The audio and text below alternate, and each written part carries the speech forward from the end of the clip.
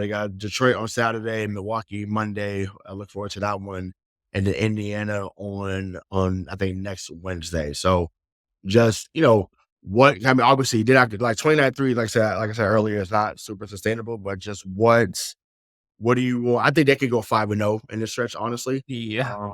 But like it's just a matter to me, like just what do you want to see them working on? Or what do you want to see them sustain in next week?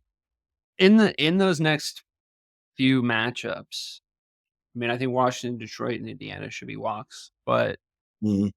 Milwaukee, I'm interested in Milwaukee, to be honest with you. I don't know if anyone knows who our biggest rivals in the East are going to be. And I think a Mhm. lot of people probably said the Knicks. And if it's going to be the Knicks, they're going to really have to have some come to Jesus moments over Mhm. there in MSG because man, oh man, not last night. So I'm interested in looking at Milwaukee. My initial read on them is that they have a lot of problems that I don't think that they fixed in the offseason. And because I think the main problem is that like Damian Lillard is a huge defensive liability for how they're going to need to play basketball. The combinations aren't working in any sort of meaningful way, and everybody's getting older. So is it going to be them? I don't know. A lot of people would maybe guess the 76ers. Mhm. Joel Embiid's not playing back to backs this year. Like, I mean, he went crazy for the Olympic team, and then, you know, Yeah, I don't understand his logic. And then now he's under investigation. tell him to stop Um, saying shit. no, right, but also too, but it's just like, but also it's on Philly, and I get it, right? He's becoming the mellow of this era where it's like Wow, I get. harsh. Well, I mean, it's harsh, but it's reality, right? Like when you know that your only chance of winning is through the Olympics, you're gonna find a way to get there because you want to be around other great players.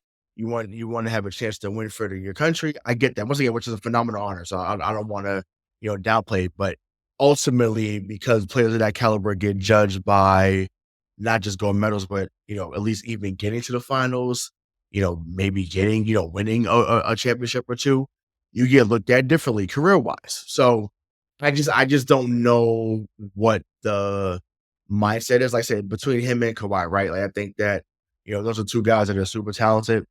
Obviously, we look at Kawhi differently because he's won twice and he was a Finals MVP. To me, and I've said this before, I'll say it again.